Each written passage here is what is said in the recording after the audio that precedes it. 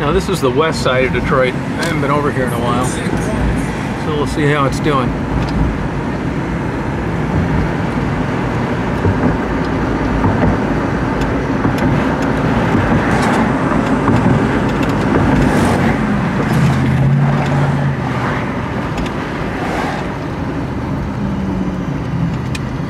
Now they have supposedly put a bunch of cameras around for dumping. I've seen them over on the southwest side, and I see they have these no parking signs set up a lot of places. I'm not sure why. Might be for trash pickup, or it's hard to say. I'll find out later.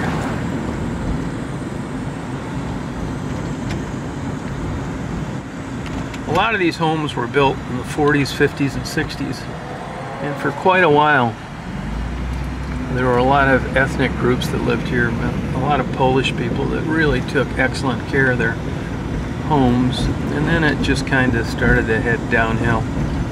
I lived over on Woodmont, which I'll probably go by, back in the 80s, and it was already heading south then. There's still a lot of vacant homes here. Like I mentioned in other videos, you know, I wish the best for Detroit, and it's great that downtown is getting better, but these neighborhoods and the school system have a long way to go. I guess you have to start someplace, so downtown makes sense. But until they get families that are willing to move in and buy a house and send their kids to school, I don't think there's going to be the kind of growth you think there should be to bring the city back on a regular basis. It's all borrowed money now, federal grants, except down in the popular areas like Corktown, where the property values have really increased. And Ford bought the old train station, so that'll help. But that's a world away from these neighborhoods.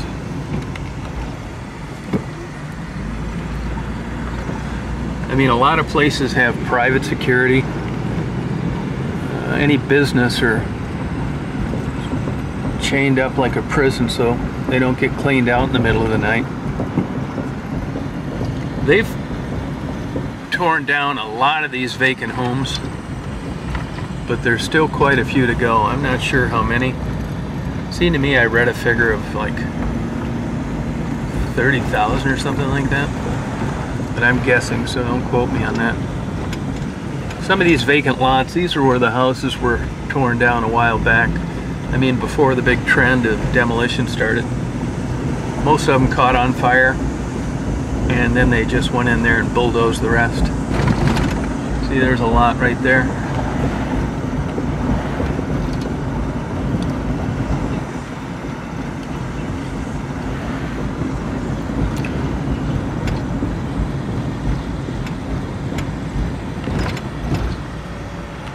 This is Plymouth Road. One thing I've noticed is the police really are working traffic more than they did before. When Detroit was really bad, like a few years ago, you could come down here at night and you just see cars blowing through stop signs all night long, not even stopping, looking at anything.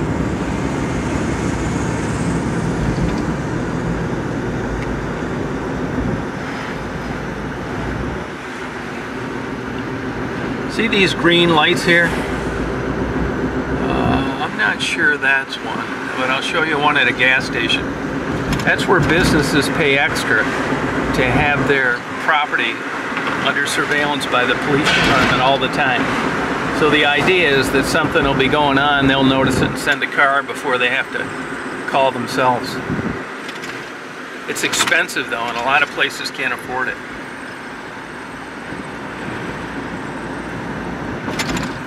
Like all cities that are having problems, there's no shortage of bars and party stores and check cashing places.